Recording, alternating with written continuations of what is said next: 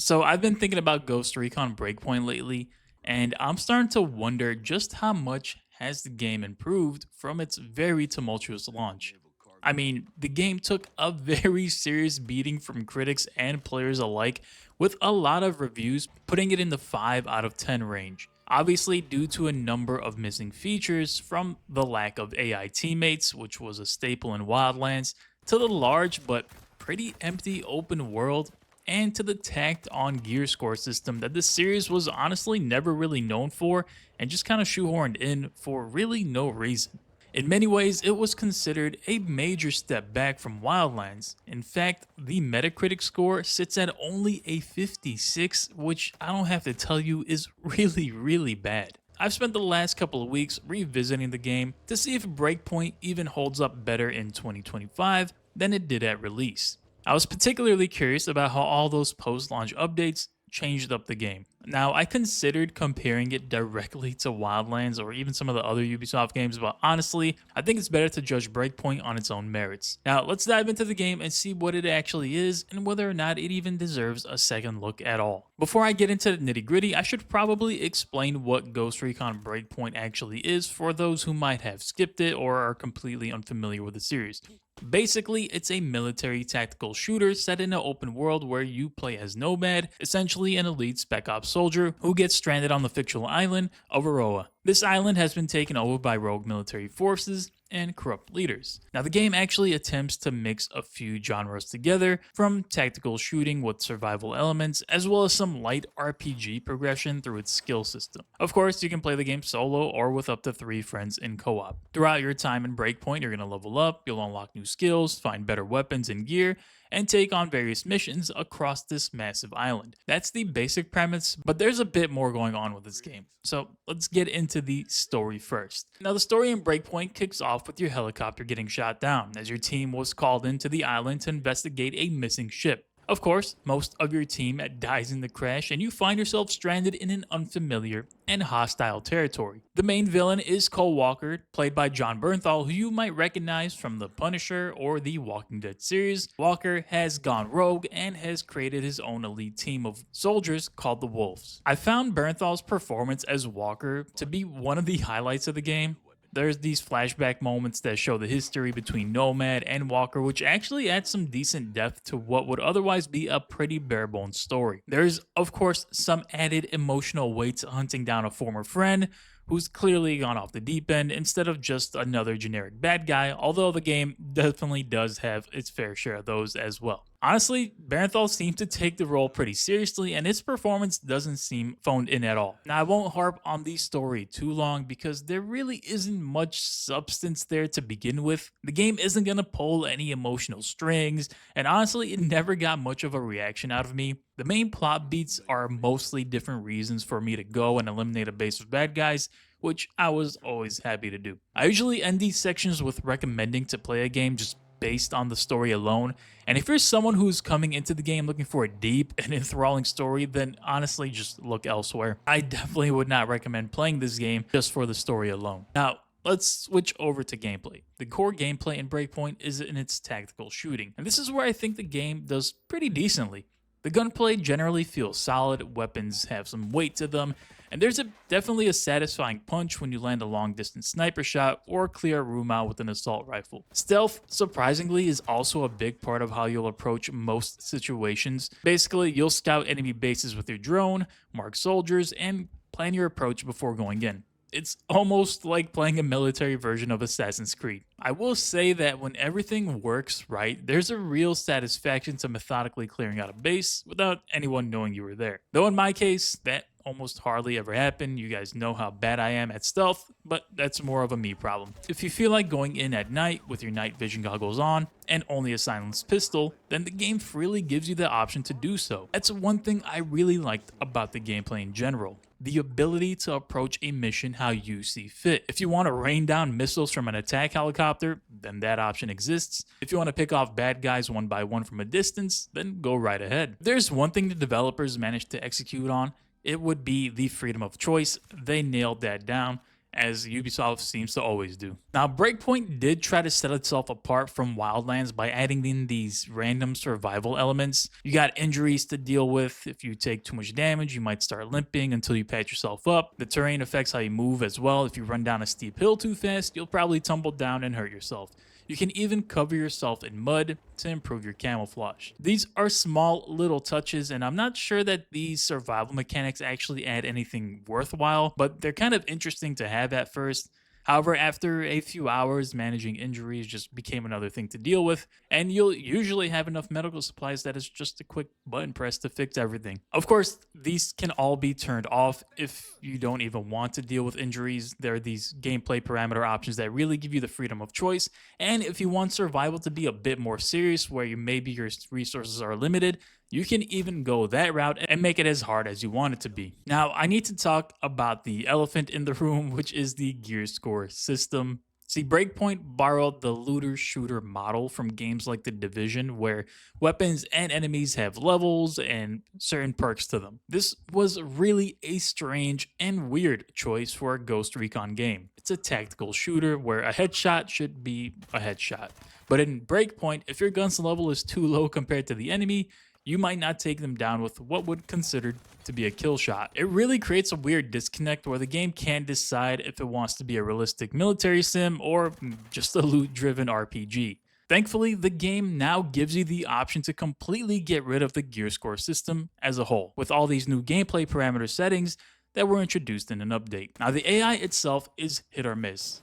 Sometimes enemies will work together, they'll call for backup, and they'll try to flush you out with grenades or try to flank you as well. Other times they kind of just all run in through the same corridor or same doorway and the bodies start piling up one by one. It's frustrating because when the AI works well, the combat is actually tense, it's interesting, and you can find yourself dying pretty quickly if you're not careful. But the inconsistency of this really does break the immersion at times. However, I will say this, judging by a number of videos that I watched on the game's release, the AI definitely does seem to be in a much better state than it was when the game first launched. Now, one thing I really did like was the weapon customization. The gunsmith system lets you swap out barrels, stocks, magazines, scopes, pretty much everything that you can dream of. If you want to turn your assault rifle into close quarters beast with a short barrel and a red dot sight, you can do that. If you prefer to max out your range with sniping, you can do that too. And it's one of the more satisfying aspects of the game, especially if you're kind of into this military hardware kind of thing. I personally am not, but I still enjoyed creating a beast of a sniper rifle and picking off enemies from as far as I possibly could. Now, the vehicle controls are just okay. I just felt like the cars and the bikes handled pretty poorly, especially the motorbikes. They just didn't handle that well for me at all. Helicopters are basically just a fast way to get from point A to point B. Piloting doesn't feel like anything special. And honestly, I was using the helicopters way more often than any other vehicle in the game just because some of the distances from mission to mission were so far that if I decided to go by car or even walk like I've seen some people do, that would take me quite a long time to do so, which unfortunately I didn't have time to do. Now, overall, I felt like the gameplay was solid enough for me. I enjoyed picking people off from a distance. I enjoyed getting up close and personal, going in stealthy, and whatever the missions asked of me to do. Now, moving on to the progression system. The progression systems in Breakpoint are a bit of a mixed bag. As you complete missions and take down enemies, you earn XP that increases your level. Each level gives you skill points to spend in different skill trees covering stealth, combat, and survival. The skill trees themselves are decent enough, but not particularly exciting. You can unlock abilities like the sync shot drone, which lets you mark up to 3 enemies and take them all out at once. Of course, that's pretty useful if you're playing solo. Other skills might reduce recoil with certain weapons, increase your stamina, increase your drone's battery life, and they're fine, but they don't really change the gameplay in that much of a dramatic way. There's of course also the class system where you can choose between different roles like Assault, Panther, Sharpshooter, and Medic, and each of them have their own special abilities. I spent most of my time as the sharpshooter for long distance takedowns and better accuracy with sniper rifles and DMRs. The class system also adds some variety, but again, it doesn't feel that in depth, and you can of course switch between classes if you get tired of playing a certain style. Now, the gear system is where things start to get controversial. Weapons and equipments do have power levels, and your overall gear score determines how effective you are against higher level enemies. In practice, this means you're constantly swapping out guns for slightly better versions of the same model, which of course can get pretty tedious, especially when this particular franchise was never even known for that type of system. I left the gear score system on as I was playing through the game because I want to see what it was intended for to begin with, and essentially is just a way to level gate you from basically moving from area to area too soon.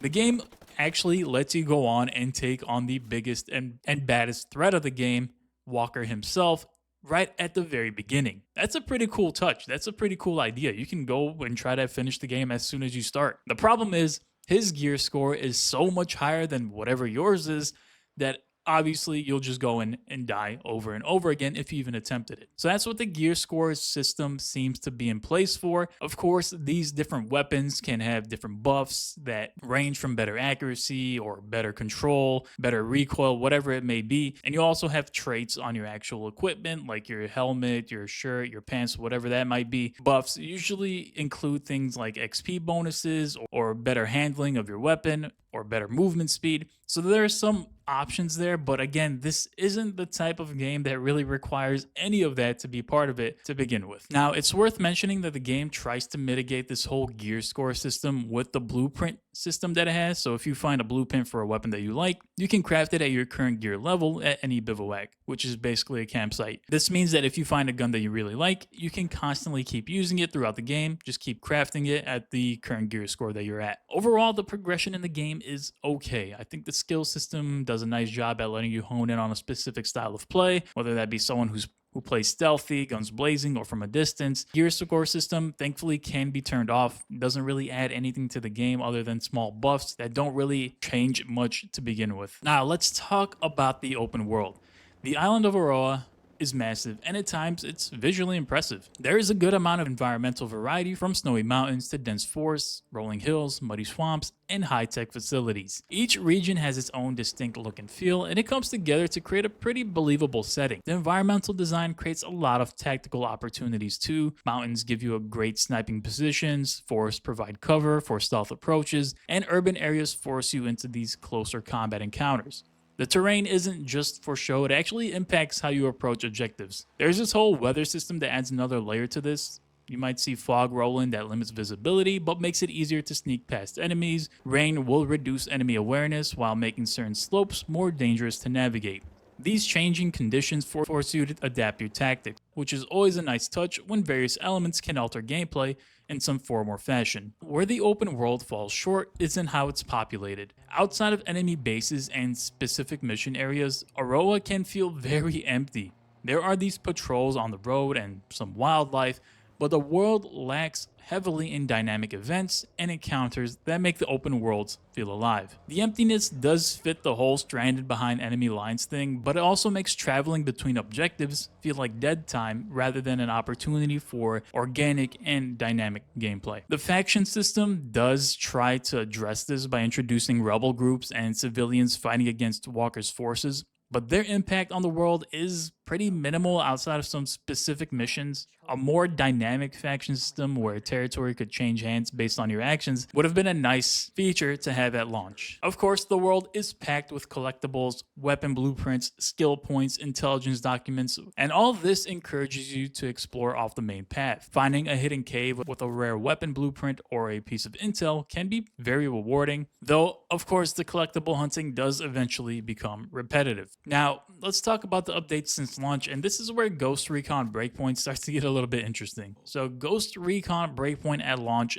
is a much different game from what it is now after all these post-release updates. I have to give credit where it's due. Ubisoft really did put in a lot of work to address player feedback, and it shows. One of the biggest game changer updates came out in March 2020 with the Ghost Experience update, and this basically lets players customize the game to their liking, including completely removing the gear score system if they wanted to. This same update also added AI teammates for solo players. In the original game, unless you were playing co-op with actual people, you were completely alone, which is a big departure from previous Ghost Recon games, where you could command an AI squad. Having these AI teammates back in the game made the game feel more balanced for solo play and brought back the tactical squad commands that fans expected. Over time, Ubisoft added substantial new story content through Episode 2, which was named Deep State, and Episode 3, named Red Patriot. These expansions added new mission types, areas to explore, enemy types, and added some much needed variety to the base game's somewhat repetitive structure. The most significant content addition was probably Operation Motherland in November of 2021, and this basically overhauled the main game and what your goals are, allowing you to systematically liberate Aroa from enemy control region by region. You might be familiar with this system if you played Ghost Recon Wildlands, but they basically brought that system into Ghost Recon Breakpoint because I think they probably realized that's what players wanted. And throughout all these updates, Ubisoft has fixed a number of bugs, they've improved enemy AI, and they fine-tuned the gameplay. By the time they ended support for the game about 3 years ago, Breakpoint had transformed from its really troubled launch state into something that's much closer to what fans originally wanted. Honestly, the post-launch support for Breakpoint clearly shows that Ubisoft was genuinely committed to improving the game based on player feedback. So after spending all this time revisiting Ghost Recon Breakpoint, do I think it's worth playing now?